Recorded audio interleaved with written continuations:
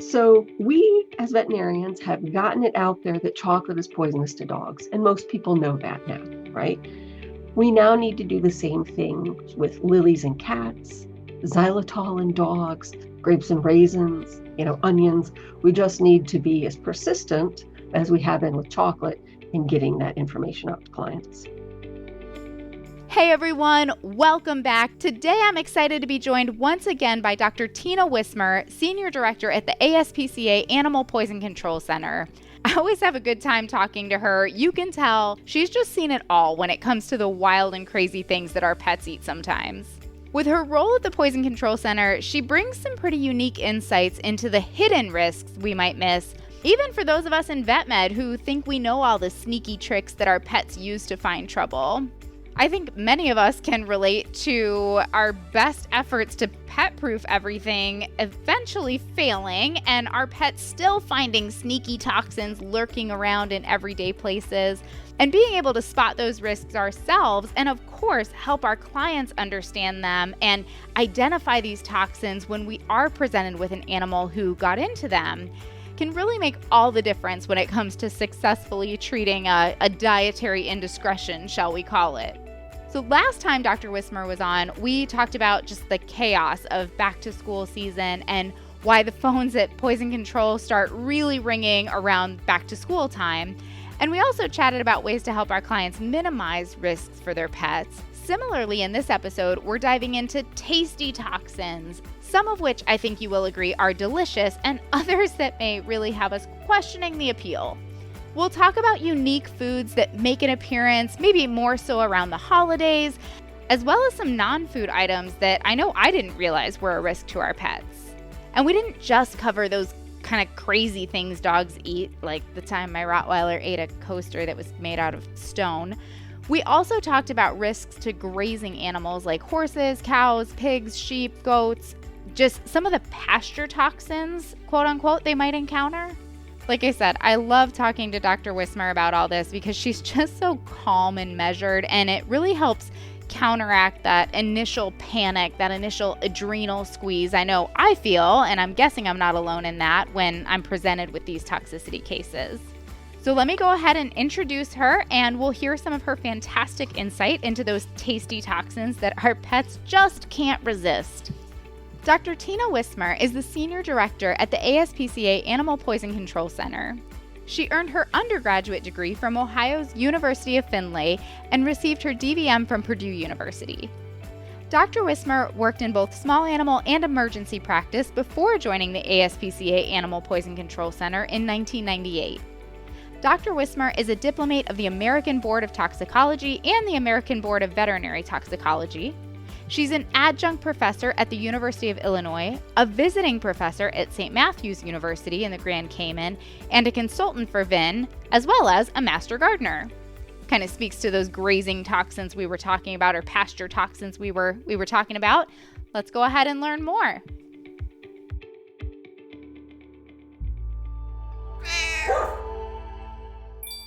Looking to protect your canine patients against parasites? Look no further than Simparica Trio, Serraline Moxidectin and Pyrantel chewable tablets. The first chewable to offer triple protection from heartworm disease, ticks and fleas, and roundworms and hookworms. It's also FDA approved to block infections that may cause Lyme disease by killing deer ticks. Use with caution in dogs with a history of seizures. Serraline belongs to the isoxazoline class, which has been associated with neurologic adverse reactions. The most common side effects were vomiting and diarrhea. Visit SimparicaTrioDVM.com for full prescribing information. Well, we're back again with Dr. Tina Wismer, who is the Senior Director of Toxicology for ASPCA's Animal Poison Control Center. And I always love having these conversations with you, Dr. Wismer. I always learn so much. And today we're going to cover one of my favorite topics, which is tasty toxins. Let's talk about food. Yes, my favorite topic. Oh, thank you so much for joining me again for this episode. I'm really looking forward to hearing your insight. Thank you for inviting me back. Of course, of course.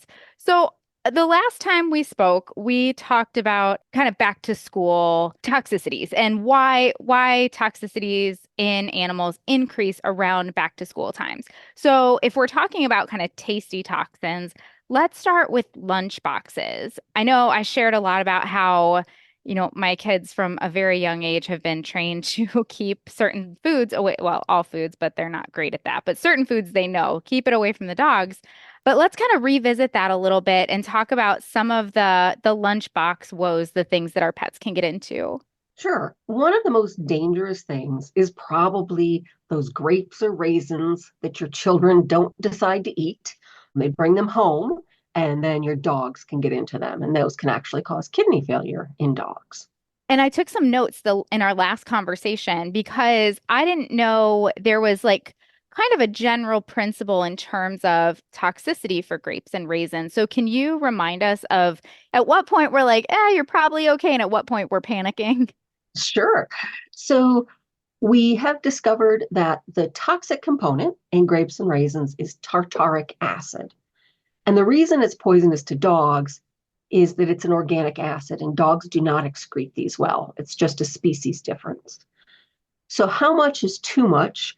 We get concerned at more than one grape or raisin per 10 pounds of dog. Now, one caveat, if the raisins have been cooked, right, your oatmeal raisin cookies, then we can go up to 2 raisins per 10 pounds. But if we're over that, we're going to have to treat our patient.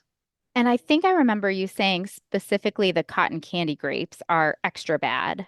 They are. They actually have the most tartaric acid of any of the retail species of grapes. And that's why they're sweeter and taste better than all of the other ones. That makes sense. It's funny. Every time I see them, I think of our conversation. I'm like, oh, not those. I'm not a big fan of the cotton candy grapes, so they're easy to leave behind, but I have extra motivation where like we'll keep those away from the dogs. Yes, they are my favorite. I also got a call from my husband the other day, and it really kind of spoke to me in terms of making sure that the general public is aware of some of these toxicities.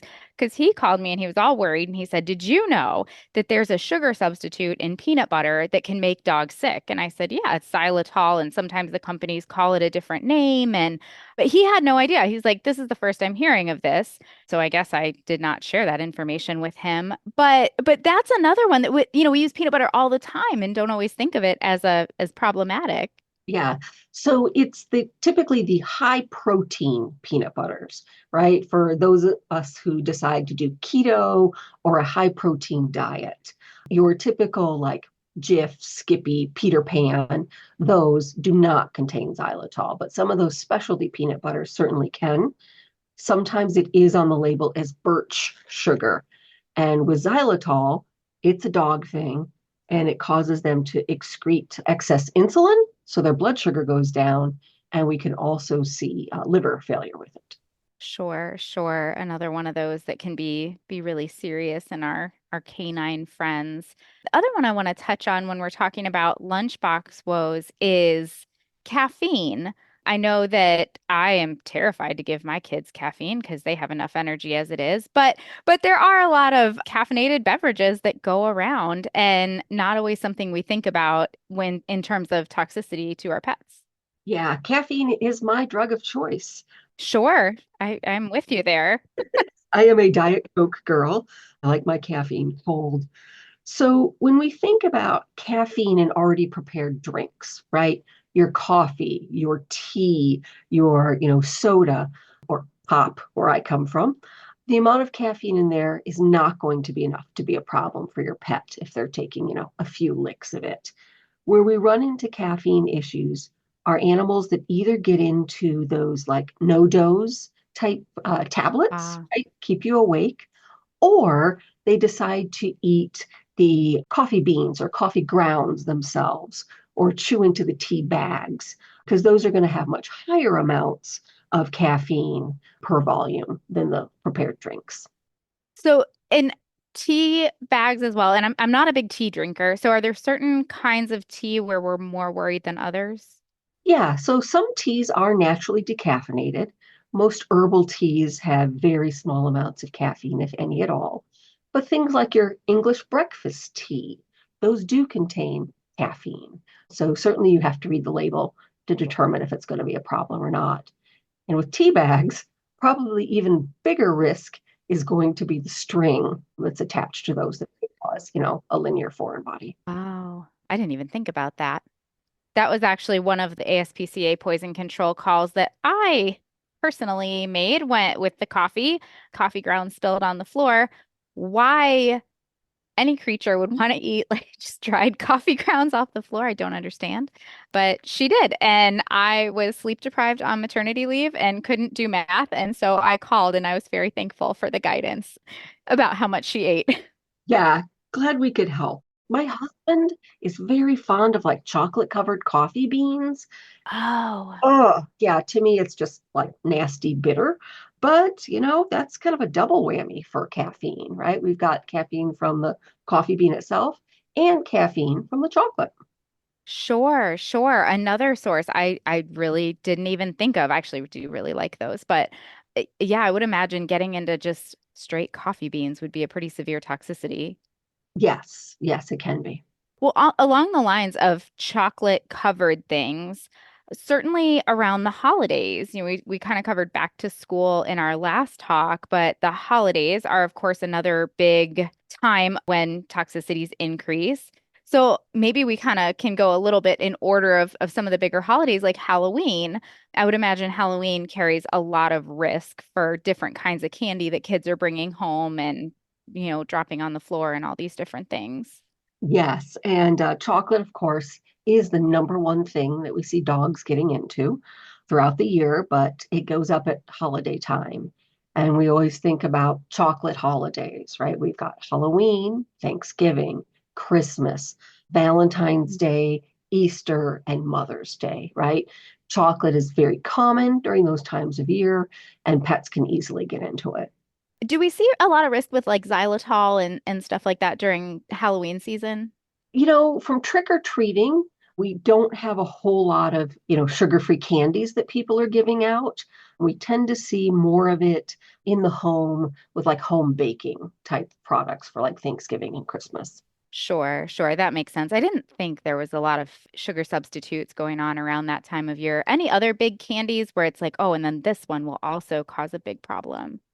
Gosh, candy-wise, we do worry that, most of these are full of things like high fructose corn syrup, right? Or sugar. And we do know that with large amounts, those products will pull free water out of the vasculature into the GI tract. And we can actually see hypernatremia.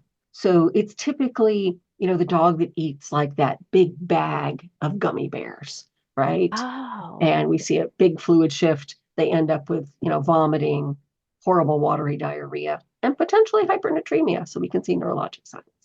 No kidding. No Yeah. kidding. I never would have thought of like gummy bears as a culprit. And I'm sure, a couple is not a big deal, but that, certainly we've seen those dogs that will eat absolutely anything and a whole bag of gummy bears, I'm sure is right up their alley. Right? And what do? We go to Costco, we buy that big 5 pound bag of gummy bears, Right. right? To give out, but we're keeping for ourselves, let's be honest. Absolutely. Yeah, the dog eats them all and we end up in trouble. Now, I know I've been dissing on the poor canine species here, but their eating habits are just much different than cats. They don't stop until they get to the bottom of the container. So, eating 5 pounds of something is not a difficult feat for many a dog, especially if they're large. Cats, on the other hand, they're nibblers as opposed to gulpers. And we do actually have a lot of cats that eat chocolate. Chocolate is actually the number 3 item that cats get into most often. But because cats don't have sweet taste buds, they take a bite or two and then they're done, right? They're not going to eat the entire pan of brownies like a dog's going to. I actually wouldn't have even thought of cats eating chocolate. And that was going to be one of my questions is do we see the same toxicity in cats with chocolate as we do with dogs? But it makes sense that they just aren't really consuming it in as large of an amount. Right. So really, chocolate can be poisonous to any mammal, right? We always say chocolate's poisonous for dogs. Well, I mean, if you or I eat enough, and the amount we would have to eat is pretty significant.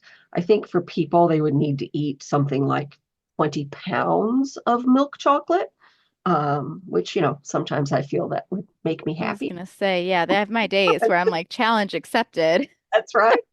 But yeah, most of us are going to be, not going to eat that type of volume and not have an issue. So it's about volume ingested and sensitivity to the methylxanthines, which are the caffeine and the theobromine, the stimulants that are in chocolate. So dogs, once again, don't excrete those compounds very well.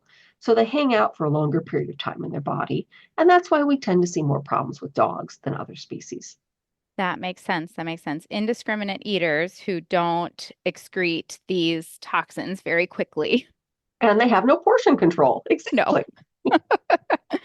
Um, well, along the lines, portion control is the perfect segue into the next holiday. Let's talk about National Pancreatitis Day. I mean, Thanksgiving. Right. When we think about Thanksgiving, it's that day after, right? No one wants to work at the emergency clinic that day because the dogs have either been, hand fed from the table or they've gotten into the trash. Hmm. When we think about turkey itself, right? It's a pretty low fat meat. It's usually not an issue. However, once again, it's volume, right? And if you're eating a lot of skin or you're eating a lot of the fat that has, been rendered out into the bottom of the pan, or you're eating the bones, that's when we get concerned about pets eating those type of products. Absolutely. Yeah. I think the word has gotten out much more so about poultry bones and dogs and not giving them the bones. But, sometimes they are sneaky and they get them themselves. And yeah, so pancreatitis and foreign body day, I suppose. And hopefully it's a big enough dog that everything passes, but sometimes we don't get so lucky. Exactly. And I mean, at my house, if we have any kind of bones, they're stored in the microwave until it's time to take them out with the trash because, yeah, I can't trust my critters not to, get into the trash and eat bones and other things. Really, I think probably very few of us could trust our critters not to do those things. Exactly. Any other Thanksgiving foods that we should keep on our list and be on the lookout for? So I have this aunt, and the only thing she knows how to make is that green bean casserole that's got the fried onions on top, Sure. the cream of mushroom soup. I'm from the Midwest. It's ubiquitous here. I'm originally from Illinois as well. So when you said pop, I haven't said pop in a long time. I've been in Florida a long time, but yes, absolutely said pop for the first half of my life. Yes. So onions and garlic can be a problem if animals ingest enough of it. And what onions and garlic can do is they have compounds that can cause destruction of red blood cells. And we can see anemia from this. Now, right? One slice of onion is not going to do it. But, a dog that gets into and eats all of those fried onions off the top of that green bean casserole certainly could be at risk. And this is one that cats are more sensitive than dogs because they have more little sulfhydryl groups on their hemoglobin. So that makes their red blood cells more likely to rupture when exposed to the compounds that are onions and garlic. So we see anemia in cats really low, like a gram per kilo of garlic and about 5 grams per kilo of onion. Okay, I'm glad that you bring this up because one, I forgot that those fried onions were actual onions. They are just, I don't know. Like I really, it didn't, they weren't something that was top of mind as a toxicity would be, for example, if you just said, they ate an onion, like the fried onions, that's good to know that they contain the same level of toxicity and something we need to be concerned about, which seems obvious, but it for some reason wasn't obvious to me. And then I've always had questions about the onion and garlic toxicity because certainly that cats are more sensitive, but then you hear about people using garlic for like flea prevention and things like that, and I've always wondered like what with dogs, so they still are sensitive to the toxins in onions and garlic, just less so than what we're going to see in cats. Correct. So with garlic, it's about 10 grams of garlic per kilo of dog to cause anemia, and about 15 grams per kilo of onion. So quite a bit more than it takes in cats. And with onions and garlic, cooking doesn't make a difference, right? It doesn't remove these disulfide compounds that actually cause lysis of the red blood cells. It's also still present in your garlic powder and garlic salt. or even in those garlic tablets that people, take to help with their cardiovascular health. It's truly one of those, a little bit is good, but too much can be deadly for our pets. And when we're talking about grams, is there a good way to kind of correlate that to say like a clove and how much approximately is like a gram of garlic? Sure. So if we think of your, and this is hard to say, typical clove of Sure. garlic, it's going to be about 5 grams. Okay. Okay. So for a dog, right, we're talking 2 cloves per kilo of dog. So it's a significant amount. Cats, it's only 1 gram. So like a fifth of that clove per kilo. So your Sure. typical cat, right, 10-pound cat, eats 1 clove of garlic. That can put us at a dose. We're in trouble. Yeah, a pretty high dose at that point if they eat Yeah. a clove. Okay. All right. That's really helpful. Thank you. Because I always, being in the United States, I'm like, how much is a gram actually? Let's be honest, Americans will use anything except for the metric. Anything. So, yep. Absolutely. See, at least we were like logical here. We picked cloves of garlic. Right. We were on topic. Um, well, kind of making our way through the year here, thinking around the Christmas holidays, Christmas, Hanukkah, things like that. What sorts of toxicities are we looking at around Christmas time? I'd imagine some of them really overlap, but what are some of the extras? Yeah, food certainly is going to overlap, but let's talk about things that people may use as decorations, right? Some of our holiday plants. So things like the poinsettia, or as I like to call it, the poor maligned poinsettia. It's way overrated in its toxicity. I It think the ASPCA website actually uses those words and says the toxicity is overrated. It is. It is. A bite or two of the leaf, you may see some mild stomach upset, and that's really going to be it. So you can have these beautiful plants in your household and not have to worry about your pets. Now, other things like holly or ivy can potentially cause more than mild stomach upset. You could see some bloody vomiting or bloody diarrhea, and that would be problematic. So probably keep those away from your pets. So when we're talking about ivy, I'm thinking like what, because that's just not something I would think of like having in my house around Christmas time. Where are you seeing ivy? Typically in garlands that people will put Okay. on their beautiful yeah, beautiful banisters on their stairwells. I, of course, have nothing like that. But they'll have like little pine branches interwoven with things like holly or ivy. And you're right, ivy is a very common name for a lot of different plants. We're typically talking about hedera, which are things like English ivy, which is commonly used outside as a shade plant, right? It's the one that grows up the buildings, those old brick buildings, and looks beautiful. But some people will bring it in for the holidays. No kidding. I'm clearly not fancy in my Christmas decorations because it sounds beautiful. Yeah, I've got the box of ornaments that, I made as a child on my tree. So we are Yes. not fancy where I'm at all. A couple get added, every year, and then the ones that get broken get shuffled out, and it's just this constant. Yes, I have the rotation of Christmas ornaments. Yes. So Christmas ornaments, that's a great segue because what has been popular in these past few years are making salt dough ornaments, right? So basically you make dough, it's like 50% salt, a little bit of flour and water, and you make it into shapes, right? And then you paint it, hang it on your tree. It's dough, right? Dogs find it pretty tasty, but because of the large amount of sodium, large amount of salt that's in here, we can actually see salt toxicity, so neurologic signs. Wow. I've heard of these ornaments. I haven't made them myself, but it reminds me of a dog who I heard about, I think got into like homemade Play-Doh and I think that dog actually ended up passing away, which really kind of surprised me because, I went, oh, well, it's all made out of edible ingredients. This wasn't a case of mine. It was a one I heard about from somewhere else. And so certainly, to become ill from it, absolutely. But it really illustrated how severe that those salt shifts, those sodium shifts can be. Yes, and it's the same thing with the salt dough ornaments, the homemade Play-Doh, homemade slime sometimes has quite a bit of salt in it too. Sure. So certainly all of those can affect our electrolytes.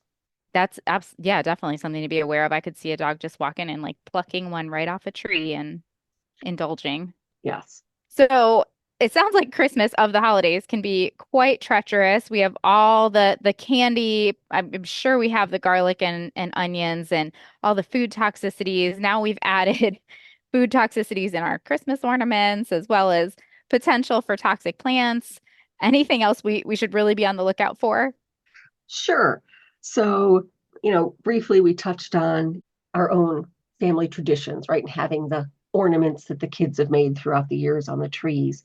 Another thing that people may have kept from their parents and grandparents are those bubble lights, right? Those little bubble light ornaments, right? You plug them in and the little bubbles start to go up. They're very beautiful. The new ones are safe, and they're typically made out of plastic and, colored water. The old ones, right, the really old fancy ones, actually contain a compound called methylene chloride. And methylene chloride has been banned in the US because if you inhale it or ingest it, it can change your blood so it can't carry oxygen. It causes methemoglobinemia, just like an animal that gets into like acetaminophen does.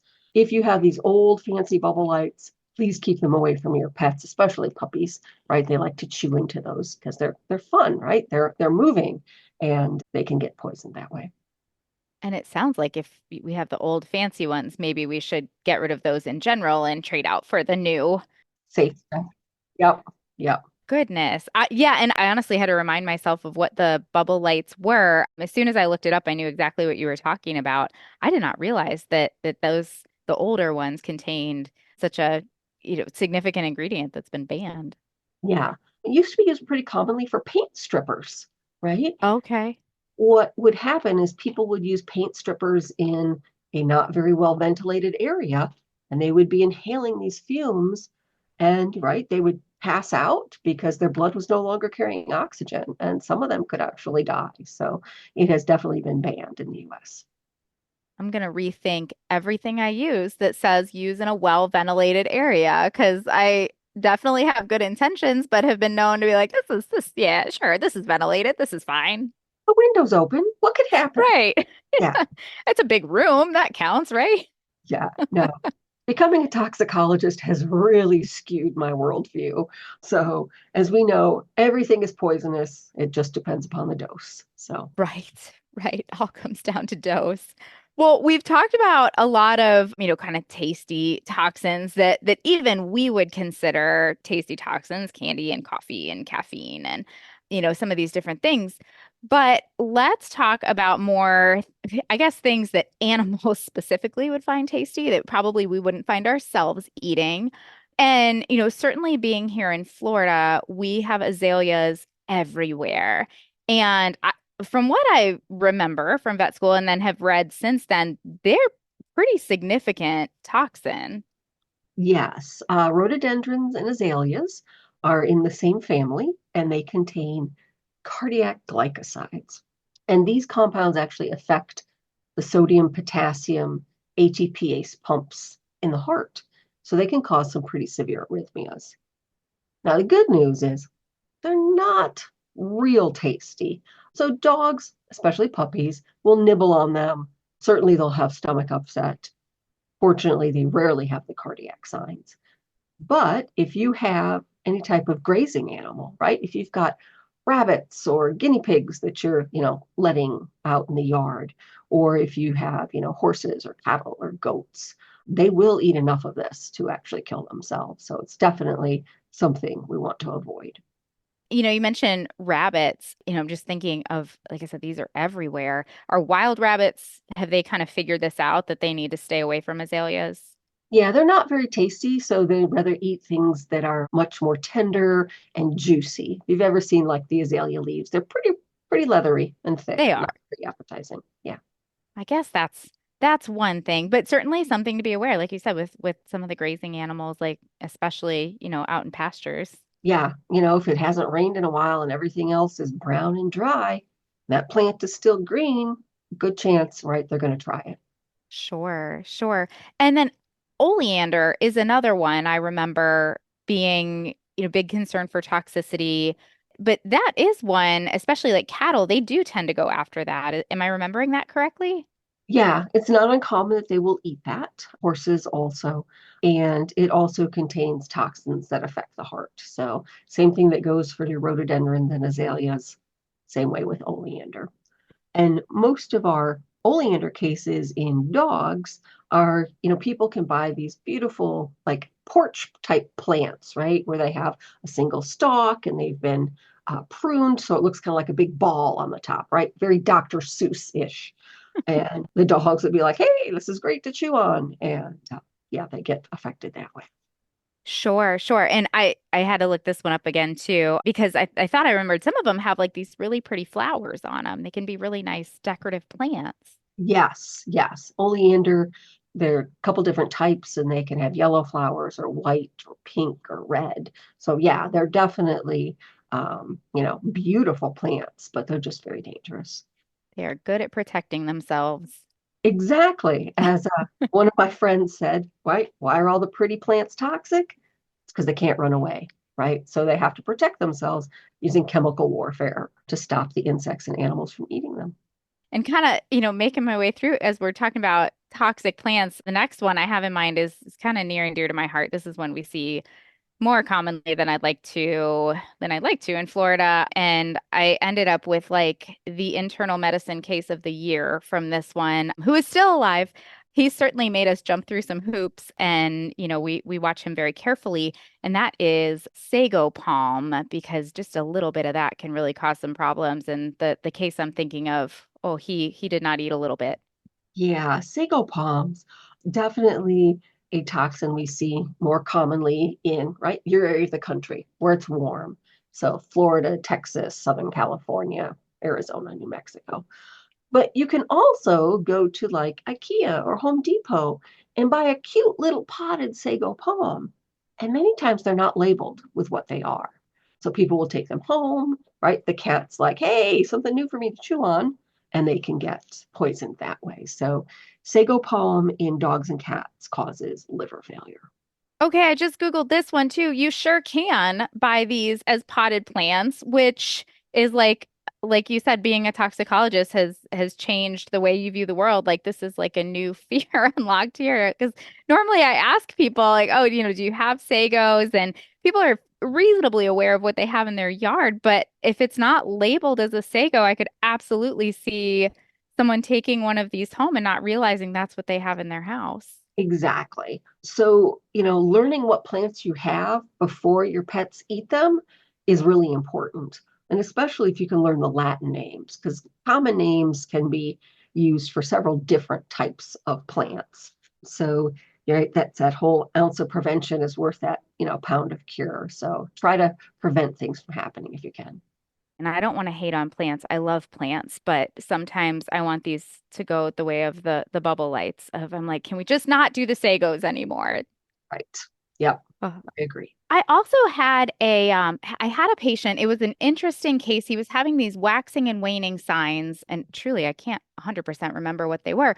But the owner, we couldn't figure out what was going on with him. The owner called one day and said, he's eating angel trumpets.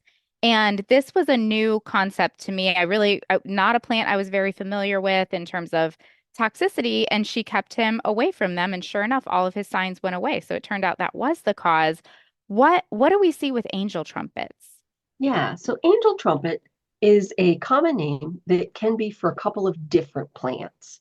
So we can see it with datura, which is also called Jimson weed, or a plant called I can never pronounce this, Brugmansia. I figure if I say it fast enough, no one will, I mean, it sounded good to me. right? Brugmansia. That sounds great. Yeah.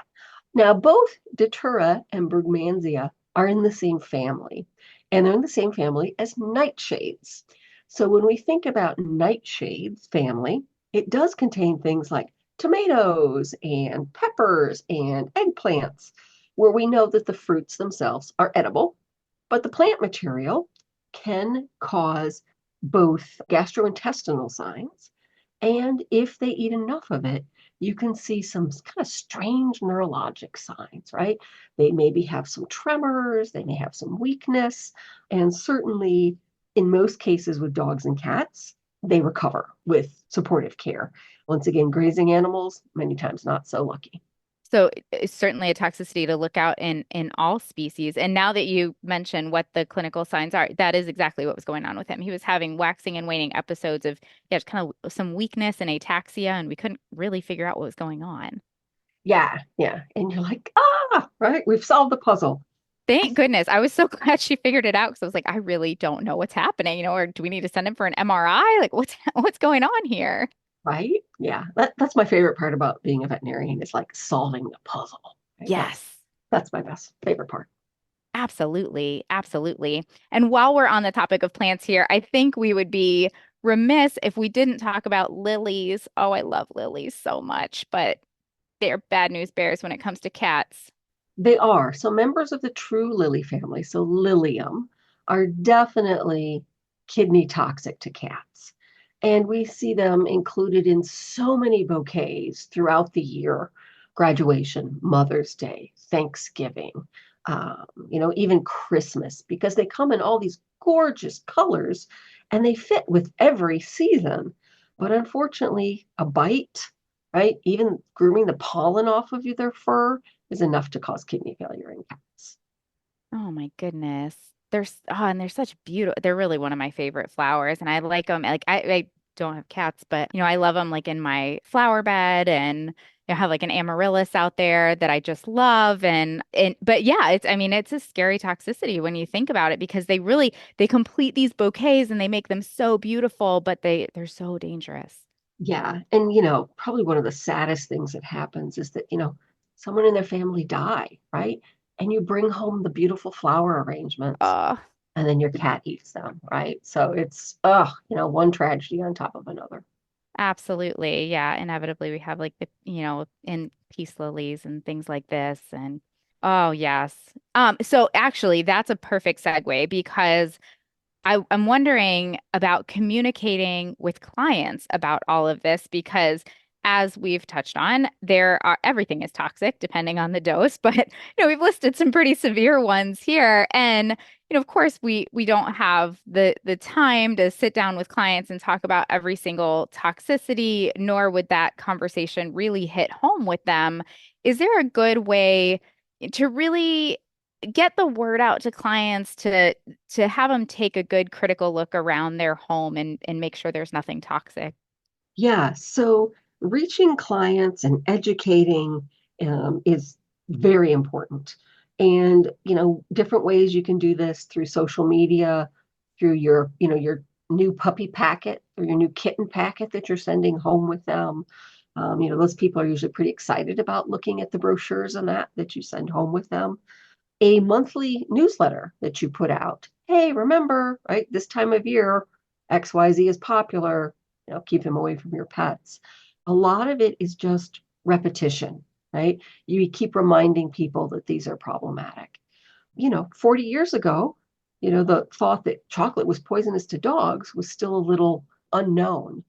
As my grandmother would say, well, you don't give chocolate to dogs because it gives them worms. Okay, well, that's not Sure. true, right? It's an old wives' tale.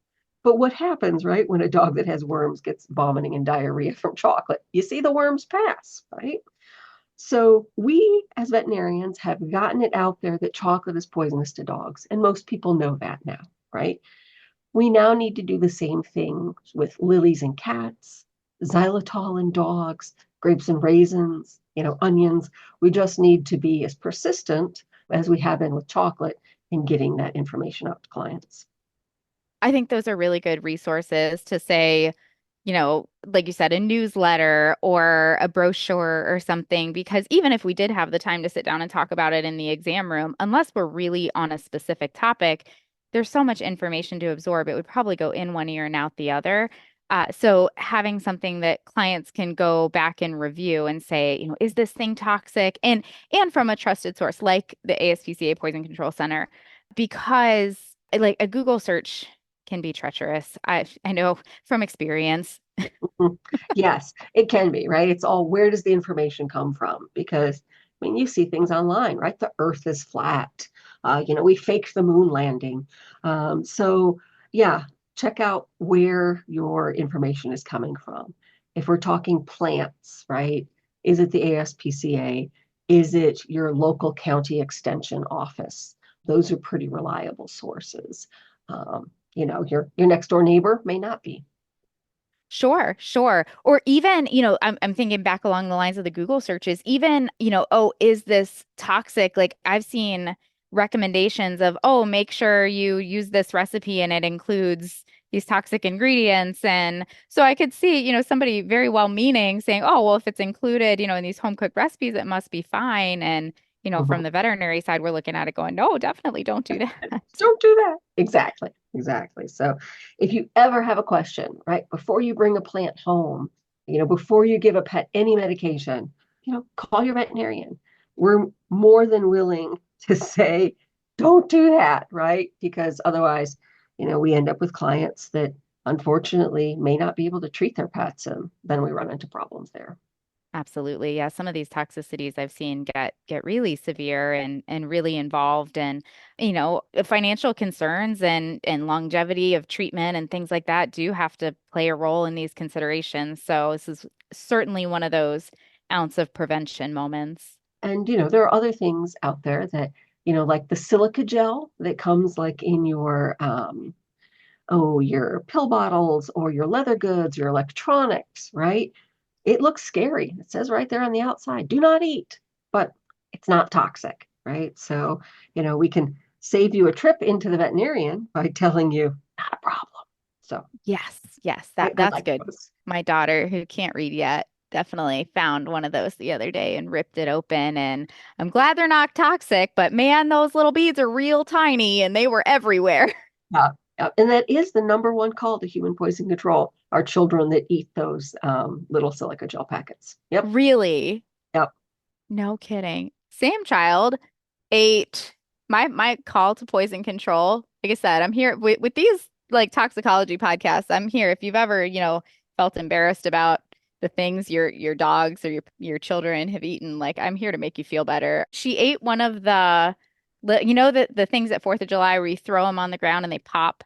Oh yeah. The pop, I think they're called poppets. Are they called pop? Yeah, Hmm. yeah. She was throwing them on the ground, and then she went to throw it on the ground, decided nope, and popped it right in her mouth, and it was gone.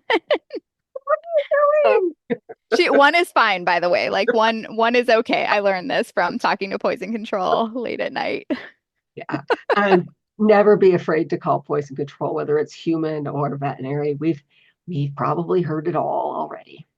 Absolutely. Absolutely. Well, Dr. Wismer, it's always a pleasure. I always learn a ton from these conversations, and this one is certainly right along those lines. So thank you again for joining me. Any final thoughts you want to share? Just remember that your new puppy is not the same as your old dog, and please puppy proof your house. That is excellent parting words. Thanks again, Dr. Wismer. You're welcome. Have a good day.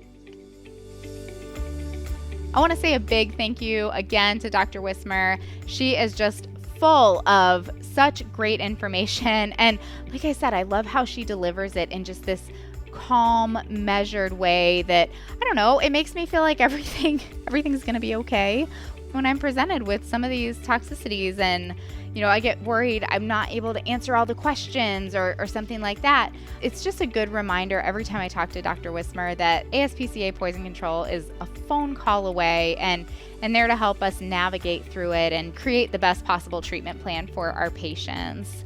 Of course, a huge thank you to everyone who tuned into this episode. I hope you learned as much as I did. If you did enjoy this episode, please leave us a 5-star review wherever you get your podcast to help other veterinary professionals like you find this episode, as well as other great content we try to put out there.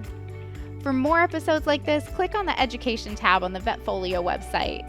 As always, we'd love to hear your input on this episode, as well as ideas for topics you'd like to hear from us in the future.